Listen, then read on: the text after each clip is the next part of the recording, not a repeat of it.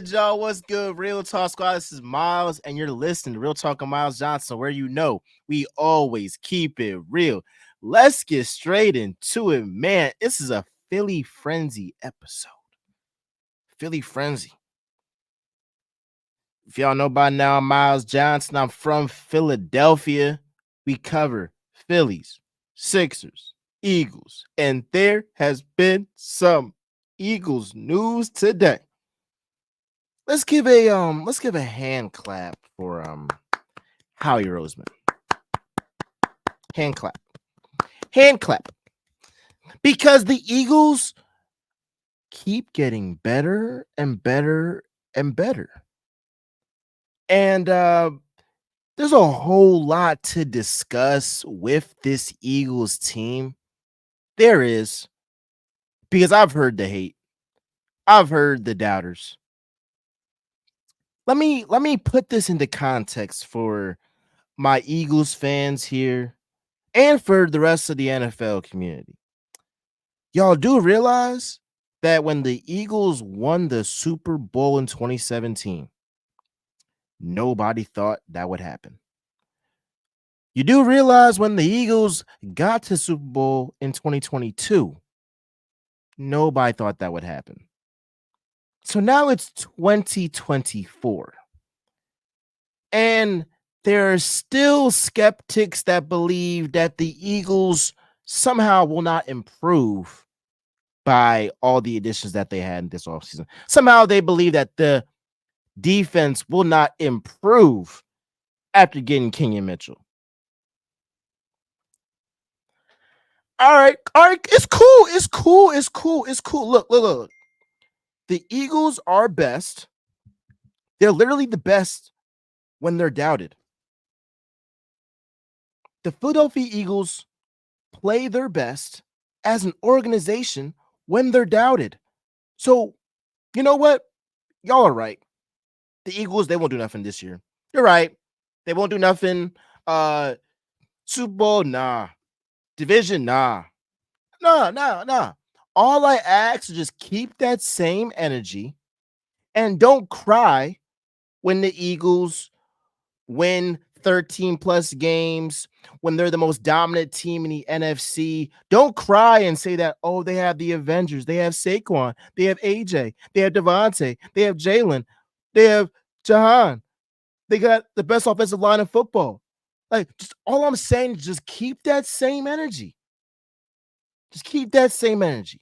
I had to get that out there before I talked about what Howie Roseman just did today. So what did Howie Roseman do? What was the biggest need? And something that I have said in multiple occasions the Eagles need. Wide receiver depth. Britton Covey, he is a great guy. He is pretty good on special teams. But let's keep it a stack. Is Britton Covey the wide receiver number 3? Hell no. Come on, bro. Like he's not. He's a special teams guy. So what did Howie Roseman do? He said, look, our biggest need offensively is a third option at wide receiver. Let's go ahead and get Jahan Dotson. Now, if you don't know who Jahan Dotson is, he's a former standout at Penn State, a former first-round pick. He was the 16th overall pick in the 2022 draft. Only two years ago, gang. Only 2 years ago.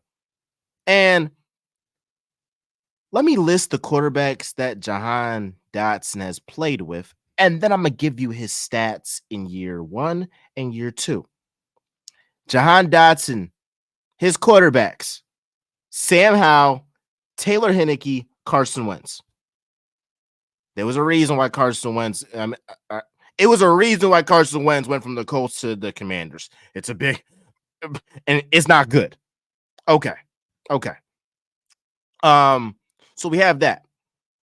Let's talk about his year 1 production and year 2 production. So year 1, 35 catches for 523 yards and 7 touchdowns. Year 2, 49 catches, 518 yards and 4 touchdowns.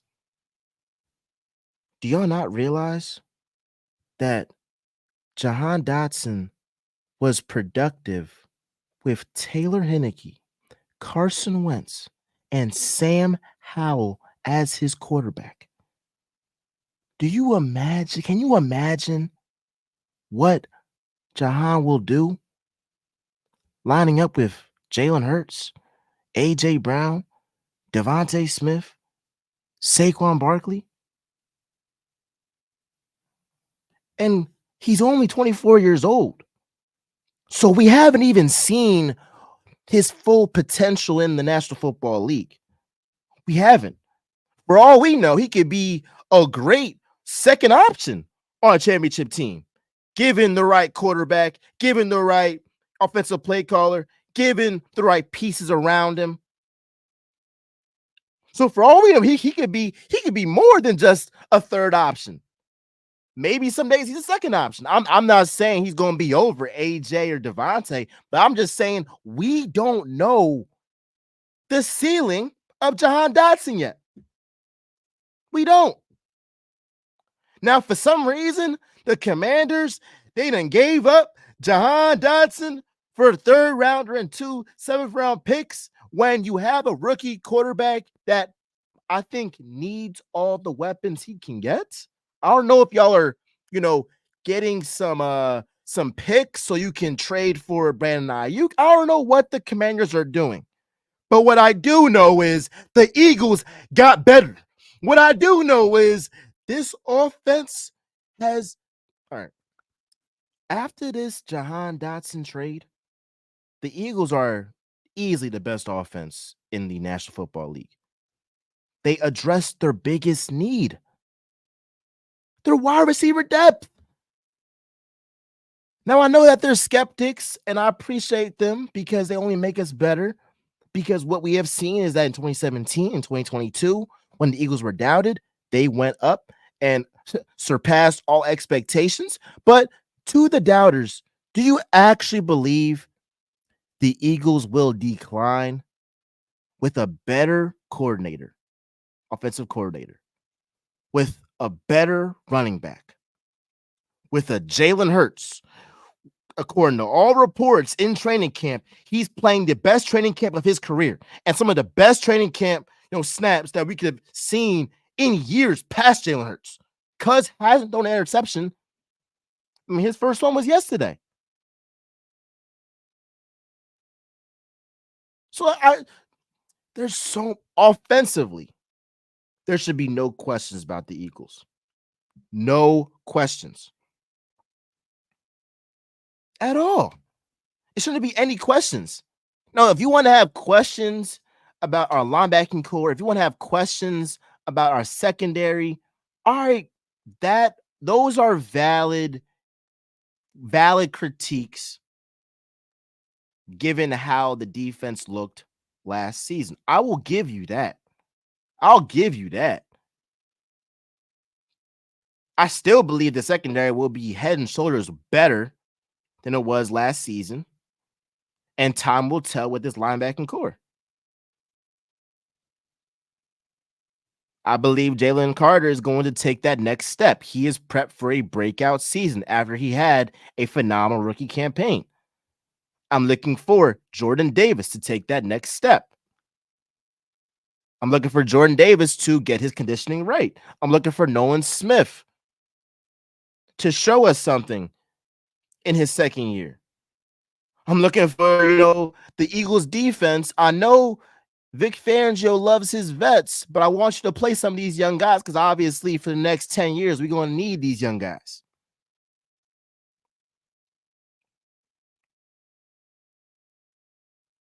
So if you have some questions defensively, all right, fine. But offensively, this is the best offense in the league. We already have the best duo, the best wide receiver duo, AJ Devontae. We have a top 5 quarterback. If you want to say top 10, all right, fine. We got an above average quarterback, easily above average, but I'll dumb it down because people keep hate on the guy, and it is what it is with Jalen Hurts. You got a top 3 running back, and you have the best wide receiver core, not only from AJ Brown, but to Jahan Dotson in the league. In the league. I mean, I don't know what Howie Roseman does, but it's like he keeps making better move after better move after better move. All I can do is tip my cap to Cuz. That's all I can do. That's all I can do, gang. Cause like he really, bro, he really do be, bro. He really do like be on one, bro. He really do. He really do. I don't know why my head is like kind of sideways in this. I don't know. All right, there we go. But I don't really know how he keeps doing this again and again and again. From the Hassan Reddick trade to the Saquon Barkley signing to this Jahan Dotson trade. I mean, when you talk about all-time great Philadelphia off seasons by a general manager. Now, look, you can't put this off season at the top because we still have to see what this team does on paper. But this could potentially be the best off season by a general manager in Philadelphia Eagles history. And I don't think this is like a overreaction to what has transpired recently. Let me know what y'all think. Is this the best offseason general manager wise that we have seen?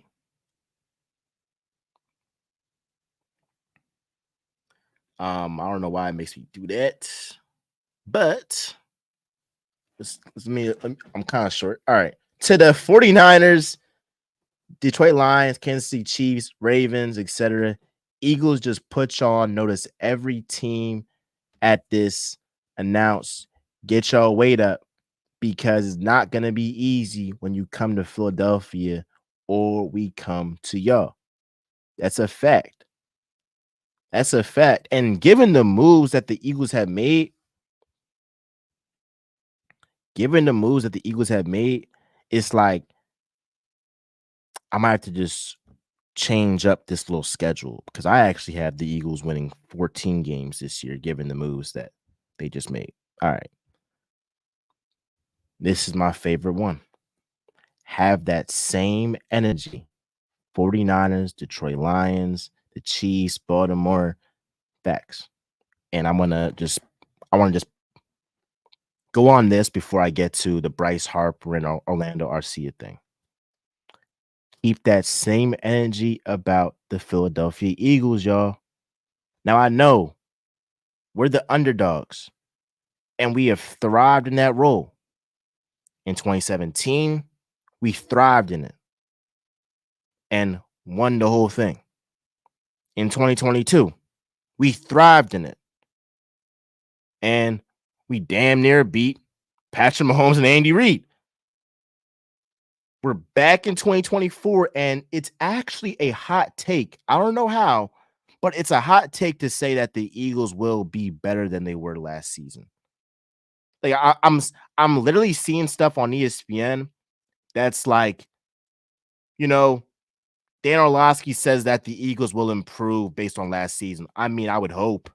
I would hope that you improve if you get Saquon freaking Barkley. I would hope that you improve if you sign AJ Brown and Devontae Smith to contract extensions.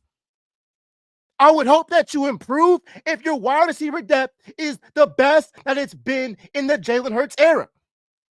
I would hope that you would improve if Jalen Hurts is having the best training camp of his career. I would hope. I would hope. Now, y'all know where I stand. I got us as the best offense in the league. And I believe that the Eagles will get to the Super Bowl. Now, I'll have my official prediction out, on social media and all of that. But here's what we won't do. We're not gonna parade around and be the top dogs. No, we got to embrace that underdog. We're bringing that underdog mask now. Shout out my man Evan. We are bringing that underdog mask now. We stamped R. And it's funny. It's funny. This has gone longer than I maybe wanted to. But when I talk about Eagles, I talk to y'all, I just keep getting carried away. Y'all think that you're hurting the Eagles by hating on them, by hating on Hurts, by saying that Saquon, he's not durable, by saying that there's some friction between AJ and Devontae, by saying that this offensive line won't be the same without Jason Kelsey. You think that you're hurting the Eagles. All you're doing is playing into their identity that they've always thrived in, being the underdog. You don't want this team in the city to bring out that underdog mask. You don't. You don't. It's a certain mentality that when this team and this city embraces that underdog mentality, the sky is the limit. It's the limit, gang. It's the flat out limit. Come on. Come on, yo. Let's talk about the Phillies real quick. Because main man just mentioned them, and I wanted to just spotlight the Phillies, man. I want to spotlight them real quick. So let me just bring y'all down memory lane and just tell y'all what has happened with the Philadelphia Phillies. So the Phillies faced the Braves yesterday. They won 3-2, but that's not the story. What's the story? In the fourth inning, Orlando Arcia, he hits a home run. And it's the middle of August. It's a 162 game season. And while he rounds out the bases, what does he do? He stares right at Bryce Harper, the Eagles' best player. Now, like, why would Orlando do this? Well, last year, Bryce Harper did the same thing, but here's the thing, though. It was the NL Division Series, Braves versus the Phillies. It was game 2, and basically the Braves in game 2, they ended it off of, a 2-out double to win that game. But that double was on Bryce, I believe, trying to get to second base. He was on first base. He was trying to get to second base. They ended up catching him. They threw it to first base, got him out, and game over. So Orlando yells out, "Attaboy Harper." And then he goes into the clubhouse with reporters there and is saying, "Attaboy Harper," talking trash. He's popping it. He's popping it. So, of course, if you're doing this in front of reporters, what happens? The reporters break the news. Orlando Arcia making fun of Bryce Harper in the clubhouse. This gets back to Bryce 2 days later in game 3. Bryce Harper hits 2 home runs. In that first home run, he stares dead at Arcia. Right at him. Second homer, that same game, he looks right at him again. It was iconic. It would have been more iconic if the Phillies won the World Series and didn't flame out against Diamondbacks, but it was still iconic because you have a guy in Bryce Harper who owns the Braves. You have the Phillies team that season after season, even when the Braves have all this momentum coming from the regular season, they struggle against the Phillies. What have we learned? Orlando Arcia, I feel like he wakes up thinking about Bryce Harper. Orlando Arcia thinks about Bryce Harper when he wakes up. He's like that fly that like get off me, bro. Like get off me, gang. Get off. So you got to keep like swatting away. Like get away. That's what he is. He's just like a little gnat, a little fly.